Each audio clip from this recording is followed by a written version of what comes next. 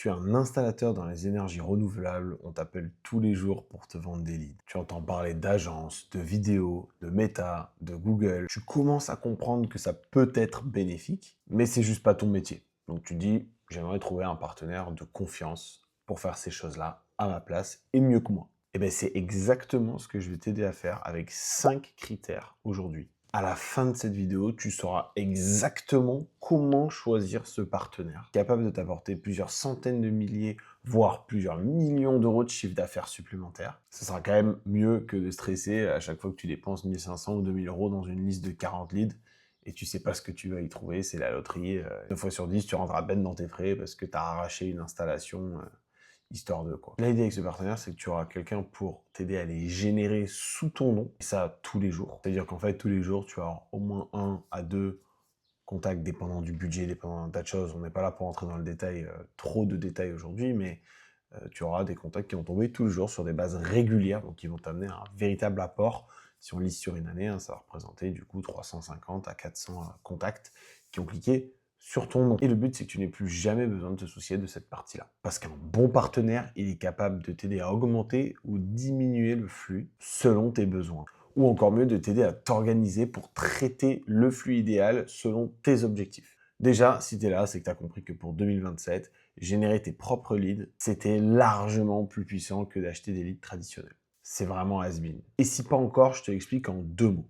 Quand tu achètes des leads traditionnels, tu vas acheter une liste qui a été générée sous le nom de Pierre-Paul Jacques, avec des offres que la plupart du temps tu ne maîtrises pas, qui peuvent être pas dans 1 euro, ou pas qu'à 1 euro, ou borne gratuite, ou peu importe. Pour la plupart, elles sont mensongères et revendues à tous tes collègues qui sont dans la même région, tous tes confrères, voilà. Vous êtes tous en concurrence sur le même dossier, et qui plus est, c'est très dégradant en fait pour la personne qui a complété le formulaire, parce que au lieu de recevoir un appel d'une entreprise pour laquelle elle a complété un formulaire, elle va en recevoir 4, 5, 6. Donc c'est logique qu'au bout d'un moment, tu te retrouves avec des personnes au téléphone où il y a déjà un certain niveau d'énervement. Là, quand tu les génères sous ton nom, il y a aucune tension, elle vient à toi, il y a une conversation qui peut avoir lieu en lien avec ta société, en lien avec ce qu'elle a vu, pour peu que les publicités elles aient été faites avec ton commercial ou avec quelqu'un qui téléphone, mais ça crée un peu de sympathie, même si c'est le fondateur, ça crée toujours quelque chose d'intéressant. Et surtout, tout cet argent qui est dépensé pour générer des contacts, il n'est pas en vain.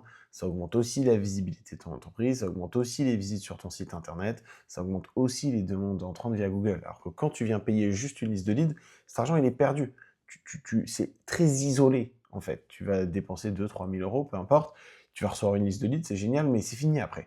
Alors que là, tu viens capitaliser sur du long terme, puisque tu les génères sous ton nom, donc tu diffuses ton nom partout dans ta région, ce qui fait que même si on regarde le lead, d'accord, c'est cool, il y a eu des leads générés, mais si on regarde plus globalement, il y a bien plus que ça. Combien de fois nos clients nous disent « Ah bah moi, je me suis retrouvé avec une dizaine de personnes qui m'ont appelé en me disant « Ah bah j'ai vu votre pub, que je connaissais de l'époque, et qui se sont retrouvés à faire des installations avec nous. » C'est pas vraiment des personnes qui sont passées par les formulaires, mais ça crée en fait des affaires par ricochet. Donc, devenir souverain, c'est pas une tendance, c'est primordial pour survivre en 2027. Et sans même parler de survie, de générer de la croissance. Donc la question que tu dois te poser au stade où on en est, c'est pas est-ce que j'investis ou non, c'est avec qui. Et là, tu peux te dire, ouais, il est gonflé, lui, en ce moment, moi, j'ai pas grand-chose à investir, je préfère garder ma trésor. Non, en fait, il faut être dans l'anticipation. Ça marche plus de faire quelques mois de bouche à oreille, et ensuite, hop, j'achète une liste pour relancer, parce qu'il y a un peu de mou. Un peu comme ceux qui se mettent au sport 3 mois avant l'été. Ça va rien changer, en fait. Et pire encore, l'année prochaine non plus. Ton image, le développement de ta réputation digitale, et au passage, la génération de leads, qui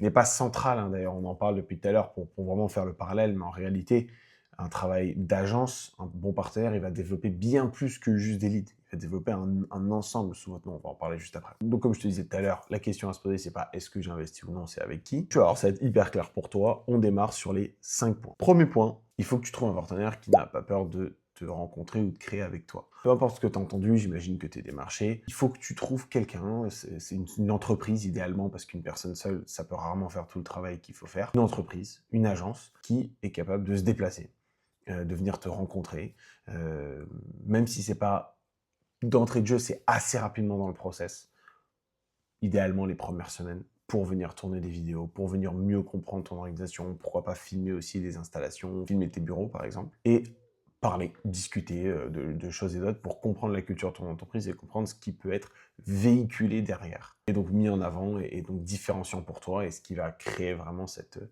ADN de marque et qui va permettre aux personnes de s'identifier et de venir à vous, ce qui va rendre tout le process beaucoup plus simple derrière. Et la partie créer avec toi, pardon, qu'est-ce que ça veut dire? C'est juste cette agence te mette à l'aise pour que tu te mettes à la caméra, qui te rédige des scripts, des idées de concepts, qui puissent être mis en avant derrière. Même chose, beaucoup de fondateurs ne veulent pas se montrer aujourd'hui, ou de responsables commerciaux, peu importe, beaucoup de gens ne veulent pas montrer leur visage associé à leur entreprise. C'est pourtant exactement ce qu'il faut faire. On est dans un monde de scepticisme. La monnaie actuelle, c'est l'attention. Ça a changé. Et si jamais on veut développer une entreprise correctement, il faut être vu. Et c'est normal quand on y pense. Il y a tellement d'entreprises, notamment dans les énergies renouvelables, des boîtes de shoot qui vont faire n'importe quoi, qui vont dinguer l'image. Combien de fois ça t'est arrivé de débarquer chez quelqu'un où la personne qui est passée avant toi, elle avait installé n'importe quoi? C'est désagréable, mais bien sûr que tu as envie de dire à cette personne, non mais moi je suis différent, mais comment le prouver? Eh bien, une bonne façon de le prouver, au-delà des avis Google, au-delà d'une certaine vitrine avec des témoignages clients, c'est aussi de se montrer et dire, bah moi j'ai pas peur, moi j'assume, moi mon entreprise aujourd'hui, elle fait du bon boulot, donc j'ai pas peur de montrer mon visage, et pas pour dire n'importe quoi, même si c'est juste pour parler de ton entreprise, des choses simples, mais au moins, voilà, moi tu sais où me trouver, mon adresse elle est là, physiquement je suis sur les réseaux, donc si demain il y a un problème, bah, surtout viens me trouver, je serai ravi de le résoudre. 2, ton partenaire, il doit connaître ton secteur et doit le maîtriser.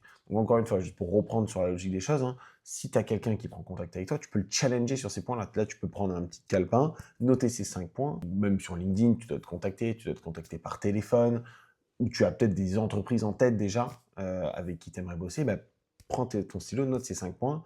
C'est vraiment, une fois que tu as les 5 respectés, tu peux foncer tout droit. C'est vraiment l'idée là derrière tout ça. En revenant à nos moutons, 2, il connaît ton secteur et le maîtrise. Bah, tout simplement, en prenant ton secteur dans les énergies renouvelables, tu dois avoir quelqu'un qui bosse pratiquement que dans les énergies renouvelables, pour ne pas dire que dans les énergies renouvelables. C'est pas pour le principe, c'est pour la pertinence. Donc là, il est particulier, tu le connais, c'est normal, il a ses spécificités. Ton acheteur, il va pas se décider comme ça. Des fois, c'est des process de 2-3 mois. Des fois, il a besoin de faire 4-5 devis. Il a besoin de comparer.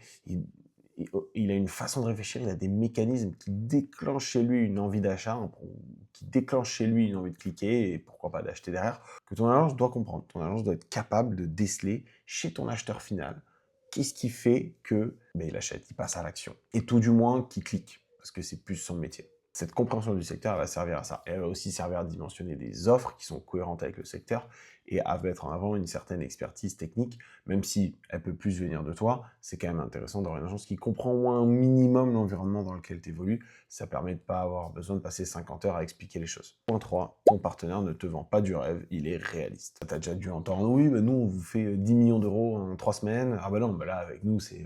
on vous vend une liste de 1000 leads à 1 euro chacun, et puis vous allez en signer à la moitié. Voilà. Dès que tu entends des promesses comme ça, c'est fini. Pareil, on n'est pas en 2024. Les choses ont changé. Tu es conscient de ce que tu peux espérer, pas espérer. Le gars qui commence à te raconter n'importe quoi, qui commence à te dire qu'il va quadrupler ton chiffre d'affaires, ou sinon il te rembourse tout, il te vend, il te donne sa maison, enfin, stop, c'est fini. Là, tu vas vraiment aller chercher quelque chose de plausible. Typiquement, quelqu'un qui va être capable de dire, bah, écoute, là, si on structure un investissement sur une année, avec 1500 euros de pub et 1500 euros d'abonnement, ça va être à 3000 par mois à peu près. 3 x 12, 36 000 euros d'investis de ton côté. Et nous, on peut espérer, grâce à des tableaux, il peut partager avec toi, tu vois, des résultats qu'il a avec des clients de manière assez ouverte. Grâce à nos tableaux, on peut espérer entre 350 et 400 000 euros de chiffre d'affaires généré.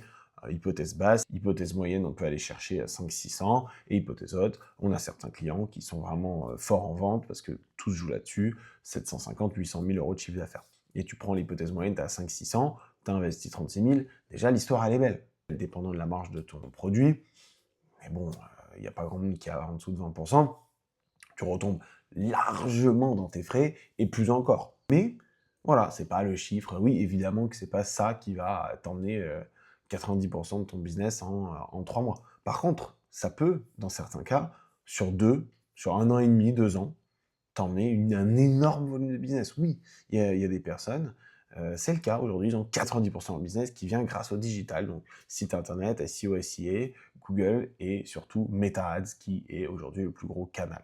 Et tu les connais, c'est sûr, je ne vais pas les nommer ici, mais tu les connais. Ce sont tes confrères. Ici en France. 4, évidemment, essayer de bosser avec quelqu'un qui, un cordonnier bien chaussé, là, c'est pour le coup, qui a de la crédibilité en ligne, avec des avis, avec des témoignages et avec des cas clients complets. Ton futur partenaire, tu dois pouvoir avoir accès à son site internet, avec ses avis, avec ses témoignages vidéo, puisse être assez public finalement, c'est encore mieux s'il a une chaîne YouTube, c'est encore mieux s'il a un profil LinkedIn.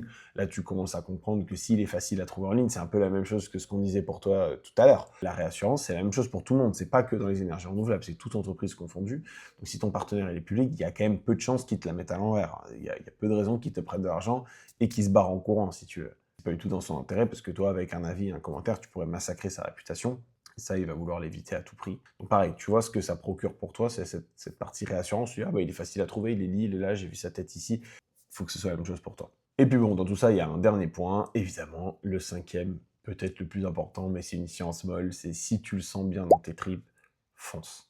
Ça veut dire quoi? Tu rencontres une entreprise demain, tu as envie de leur faire confiance, tu sens qu'il y a quelque chose dans toi qui dit, allez, vas-y, tu sais quoi, de toute façon, on verra bien. Même si, on s'est compris, c'est pas le but, c'est quand même que tu as un maximum de certitude, mais à un moment donné, bien sûr qu'il faut faire le saut, bien sûr qu'il faut prendre le risque, et bien sûr qu'il faut investir. Donc si tu le sens, tu dis, allez, là, j'ai envie de leur faire confiance, et bah, faut y aller. C'est plus ce que c'était, je te rassure, dans les secteurs des agences. Avant, il y avait quand même beaucoup d'entreprises qui étaient là pour te scammer. Maintenant, il y a quand même quelques agences qui se sont structurées de manière solide dans des secteurs différents. Mais voilà, tu vas pouvoir t'appuyer sur des belles structures. Donc, si toi, à un moment donné, tu dis, allez, c'est bon, je le sens là, cette personne-là, ça m'a plu, les échanges, ça m'a plu, j'ai envie de leur faire confiance, juste fonce, vas-y, n'aie pas peur. Après ces 5 points, il y a quelque chose de primordial. C'est de savoir où tu en es toi avant de choisir qui pourrait t'accompagner. Ça veut dire savoir exactement ce que t'apportent tes canaux déjà en place et comment les optimiser dans un premier temps, sans avoir forcément besoin de faire appel à quelqu'un de suite. Et comme ça, toi, ça te permet de générer un premier flux entrant par toi-même, on va dire. Et pour t'aider à mettre ces choses en place, on a exceptionnellement ouvert nos calendriers avec mon associé. On va te donner 30 minutes de conseils d'implémentation complètement gratuits et hyper personnalisés à ton entreprise. T'as qu'à cliquer sur le lien dans la description pour qu'on se retrouve de l'autre côté. Merci pour ton attention, je te dis à très vite, c'était Jules, ciao.